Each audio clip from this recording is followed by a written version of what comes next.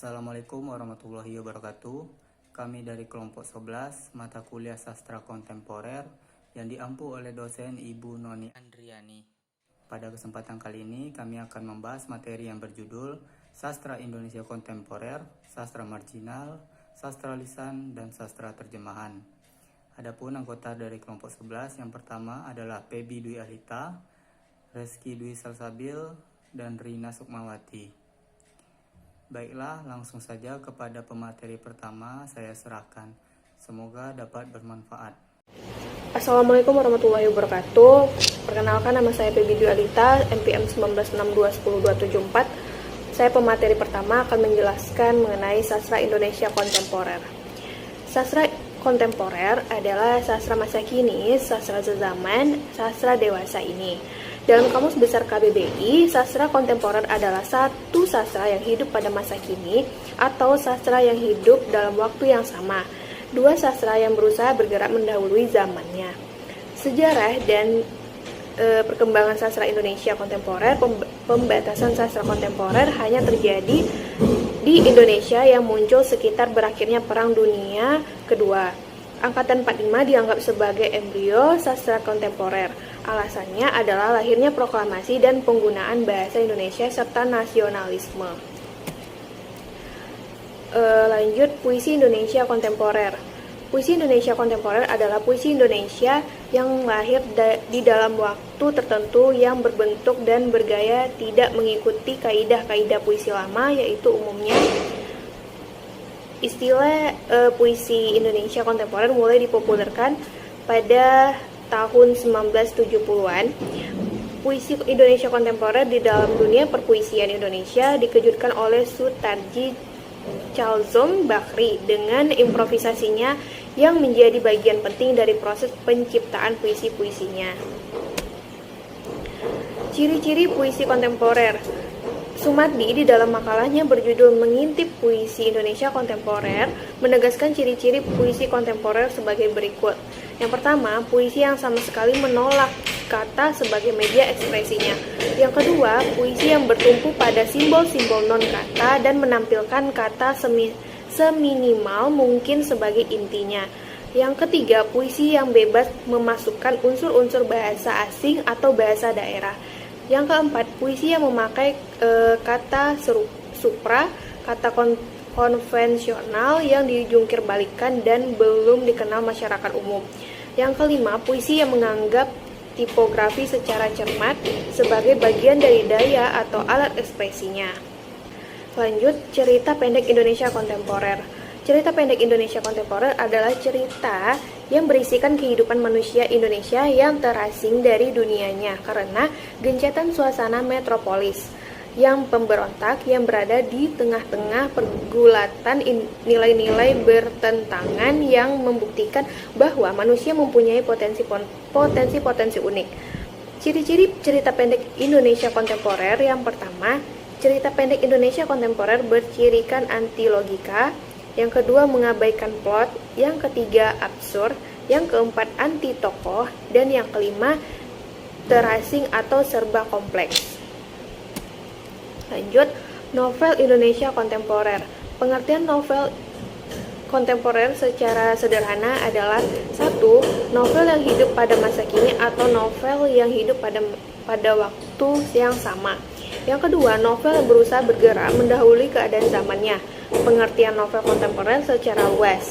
Yang ketiga, novel yang menyimpang dari semua sistem penulisan fiksi yang ada selama ini atau yang bersifat konvensional.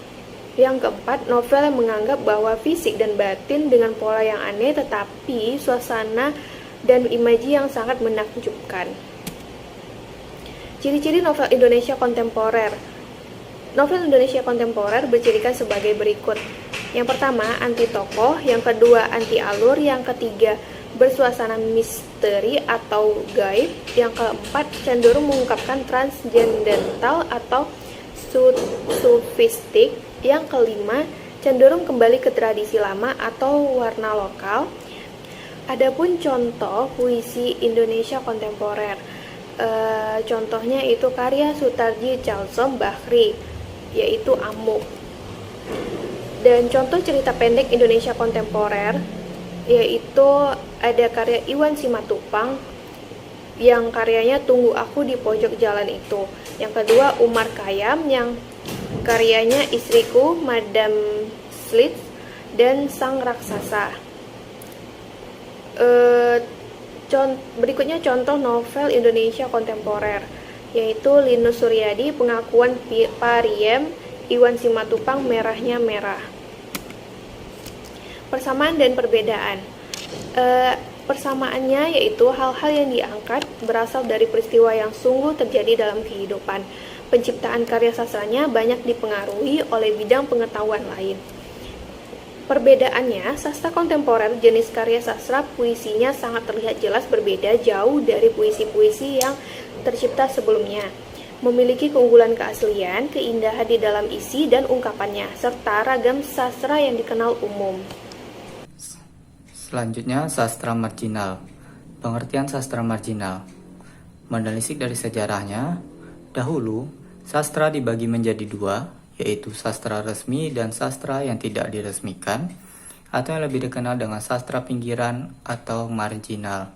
Sastra resmi merupakan sastra yang diterbitkan oleh Balai Pustaka, sebuah lembaga penerbit milik Belanda. Hal ini yang menjadi dasar munculnya sastra marginal atau sastra pinggiran, sebuah karya sastra yang diterbitkan oleh penerbit-penerbit lokal di daerah. Sumardi dalam Wahyudi tahun 2004 halaman 117 memberi pengertian sastra marginal adalah sastra perbatasan. Hal ini berhubungan dengan pengertian sastra marginal yang pertama, yaitu sastra yang berhubungan dengan batas suatu wilayah. Batas wilayah manakah yang dimaksudkan oleh Sumardi? Hal ini ditentukan oleh yaitu batas wilayah sastra Indonesia dengan wilayah sastra daerah. Berdasarkan pengertian tersebut, istilah sastra marginal dapat diartikan sebagai pertama, sastra yang berhubungan dengan batas atau tepi, dan yang kedua, sastra yang berhubungan dengan pinggir. Ciri-ciri sastra marginal. Sebelum memasuki ciri-ciri, perlu diketahui penentuan karakteristik posisi marginal kesusastraan. Dalam hal ini, Sumardi mendasarkan pada yang pertama, sarana pengucapannya, yaitu dari segi bahasa yang digunakan dalam karya tersebut. Yang kedua, tokoh rekaannya, yaitu tokoh rekaan manusia Indonesia atau tokoh rekaan manusia daerah. Dan yang ketiga, permasalahan yang diketengahkan sebagai dunianya, yaitu permasalahan keindonesiaan atau kedaerahan. Berdasarkan pada pengertian dan kriteria menurut Sumardi, maka diperoleh ciri-ciri sastra marginal antara lain. 1. Karya sastra yang tidak diterbitkan oleh Balai Pustaka. Hal ini dikarenakan sastra marginal merupakan sastra pinggiran atau yang tidak diresmikan. Oleh sebab itu, sastra marginal bukan termasuk bagian dari terbitan Balai Pustaka atau penerbit resmi. Yang kedua, menggunakan bahasa kedaerahan. Karya sastra marginal dianggap merupakan sastra pinggiran disebabkan oleh faktor penggunaan bahasa yang masih kedaerahan, sehingga dianggap tidak resmi. Yang ketiga, membawa permasalahan dari berbagai daerah, terutama di desa-desa atau masyarakat pinggiran. Contoh karya sastra marginal, hal ini dapat dilihat yaitu salah satu karya sastra marginal adalah ciptaan Wiji Tukul yang berjudul Apa Guna. Wiji adalah seorang aktivis hak asasi manusia serta sastrawan yang getol menyuarakan protes terhadap pemerintahan Orde Baru. Pada masa itu, penyair rakyat ini dianggap berbahaya karena sajak-sajak yang disuarakannya mengandung unsur propaganda. Hidup sebagai wong cilik dan berkawan dengan kaum marginal menjadi sumber inspirasi bagi Wiji Tukul. Realitas sosial yang dilihatnya sehari-hari dipotretnya dengan menggunakan caranya sendiri. Selanjutnya, persamaan dan perbedaan. Persamaan. Pada dasarnya, karya sastra marginal sama dengan karya sastra yang lainnya yang ada pada setiap angkatan. Baik dari segi unsur intrinsik dan unsur ekstrinsik tidak memiliki perbedaan. Perbedaan ditinjau dari segi kebahasaan, karya sastra marginal lebih cenderung menggunakan bahasa daerah, berbeda dengan karya sastra populer yang lain yang menggunakan bahasa Melayu tinggi yang dianggap resmi. Selain itu, karya sastra marginal diterbitkan oleh penerbit dari daerah-daerah lokal. Hal ini disebabkan isi dari karya sastra marginal lebih mengulik tentang aksi protes terhadap sistem pemerintahan. Selanjutnya, sastra terjemahan. Pengertian. Karya sastra terjemahan adalah karya sastra yang disusun dengan cara mengalih bahasakan karya sastra luar negeri menjadi berbahasa Indonesia. Menerjemahkan berarti mengubah bahasa, bukan mengubah isi cerita. Hal ini dapat dikatakan bahwa dalam sastra terjemahan tidak ada unsur estrinsik atau unsur ekstrinsik dalam karya tersebut yang dirubah atau berbeda dengan naskah aslinya.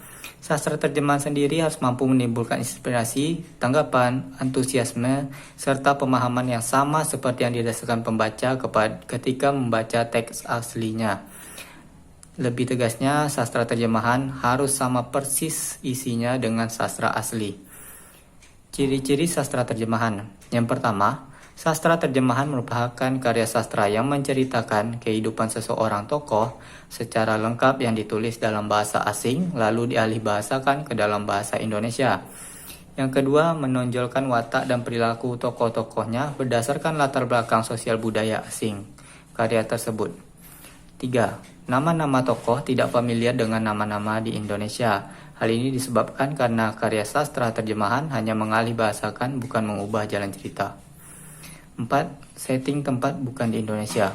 Setting tempat yang akan ditemui dalam sastra terjemahan sesuai dengan setting tempat asal sastra yang dialih bahasakan tersebut. Yang kelima, bahasanya tidak mendayu-dayu. Karena dialih bahasakan dengan bahasa yang baku, maka hasil yang diperoleh pun tidak akan terlihat seperti karya sastra yang asli dari Indonesia. Contohnya dapat dilihat pada puisi terjemahan karya tulisan John Comfort dan terjemahannya dalam bahasa Indonesia oleh Chairil Anwar. Sebenarnya, versi asli puisi John Comfort ini tanpa judul, tetapi mempunyai baris persembahan. Berkat terjemahan Chairil Anwar, puisi ini di Indonesia lebih dikenal dengan judul Huesca. Persamaan dan perbedaan. Persamaan. Karya sastra terjemahan memiliki persamaan yang dapat dilihat dari unsur-unsur pembangun karya sastra tersebut. Selain itu, baik sastra terjemahan maupun sastra asli Indonesia sama-sama merupakan karya fiksi. Pada dasarnya, karya sastra terjemahan tidak berbeda dari sastra asli Indonesia. Perbedaan karya sastra terjemahan dengan karya sastra asli Indonesia terletak pada keorisinalitas karya sastra tersebut. Artinya, fakta bahwa terjemahan tidak akan bisa sama dengan aslinya. Karya asli itu bersifat final, sedangkan terjemahan tidak. Suatu karya sastra bisa diterjemahkan oleh beberapa orang dengan hasil yang berbeda-beda.